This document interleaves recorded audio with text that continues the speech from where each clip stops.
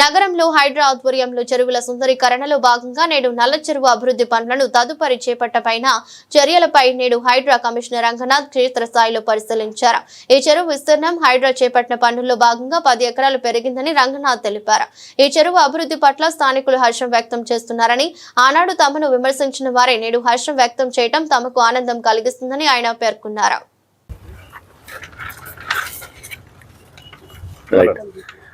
మనం ఇప్పుడు ఇక్కడ నల్ల చెరువు కుకట్పల్లి ఈ ప్రాంతంలో ఉన్నాం. ఇప్పుడు మీ అందరికీ తెలుసు, ఇక్కడ సెప్టెంబర్ 22వ తారీఖు పోయిన సంవత్సరం హైడ్రా ఇక్కడ దాదాపు 16 కమర్షియల్ స్ట్రక్చర్స్ని, అంటే షెడ్స్ని, రకరకాల ఎంక్రోచ్మెంట్స్ని కూడా, ఎఫ్టీలో ఉన్న వాటిలన్నింటినీ కూడా మొత్తం తీసివేయడం జరిగింది.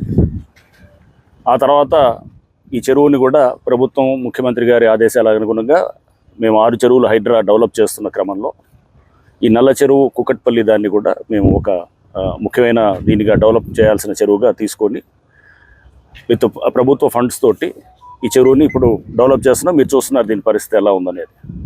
దీంట్లో ఇప్పుడు గతంలో ఇక్కడంతా మురికి నీరు ఉండేది, అంటే సీవేజ్ వాటర్, ఈ పైనుంచి వచ్చేటటువంటి డ్రైనేజ్ వాటర్ అంతా దీంట్లోకి వచ్చేది. ఇప్పుడు దీంట్లో డ్రైనేజ్ వాటర్ లేదు, ఇదంతా వర్షపు నీరు. అండ్ ఈ చుట్టుపక్కల ఉన్నటువంటి కాలనీస్ అన్నీ కూడా దీంట్లో గతంలో ముంపుకు గురయ్యేది అనమాట. అంటే ఇక్కడ నీళ్ళన్నీ కూడా నిలిచి వాళ్ళకి చాలా అంటే ఏదంటే వాళ్ళకి చాలా ఇబ్బందిగా, లేకపోతే వాళ్ళకి మొత్తం కూడా వాటర్లో ఉండేటటువంటి పరిస్థితి ఒక వర్షం పడితే కనుక. ఇప్పుడు ఆ పరిస్థితి లేదు ఇక్కడ. ఇప్పుడు మీరు చూశారు, దాదాపు 7 ఇన్లెట్స్ కూడా ఉన్నాయి దీనికి. అంటే చెరువులోకి వచ్చేటటువంటిది 7 ఇన్లెట్స్ని కూడా ఉన్నాయి. దాంట్లో 2 ప్రధానమైన ఇన్లెట్స్ ఉన్నాయి. ఈ చుట్టుపక్కల నుంచి వచ్చేటటువంటి, అంటే ఈ కాలనీస్ నుంచి వచ్చేది ఒక 5 ఇన్లెట్స్ ఉన్నాయి అన్నమాట. సో దీంట్లో మొత్తం ఈ 7 ఇన్లెట్స్ నుంచి కూడా వాటర్ రావడంతో ఈ చెరువు మొత్తం నిండింది. ఈ చెరువు విస్తీర్ణం కూడా గతంలో దాదాపు మనకి 16-17 ఎకరాలు ఉన్న చెరువు ఇప్పుడు దాదాపు 27-28 ఎకరాలు పైన, అంటే దాదాపు 10-11 ఎకరాలు పెరిగింది. లోతు కూడా పెరిగింది. కెపాసిటీ కూడా గతంలో మనకి 78 MLD ఉండేది, ఇప్పుడు దాదాపు 150-160, అంటే డబల్ అయిందనమాట. సో అంటే మీకు ఈ చుట్టుపక్కల ఉన్నటువంటి ప్రాంతాల్లో రేపు ఫ్లడ్డింగ్ అనే దానికి ఆస్కారం ఉండదు.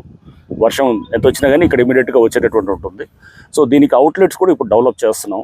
అవుట్లెట్స్ అంటే ఇప్పుడు చెరువు నీళ్ళు వచ్చిన తర్వాత దీన్ని మళ్ళీ ఇమీడియట్గా ఫ్లడ్డింగ్ వచ్చింది అనుకోండి, వస్తే కనుక వాటర్ ఇప్పుడు ఒక అవుట్లెట్ ఉంది, ఇంకొక అవుట్లెట్ కూడా డెవలప్ చేయడానికి కూడా మేము దానికి కూడా చేస్తున్నాము.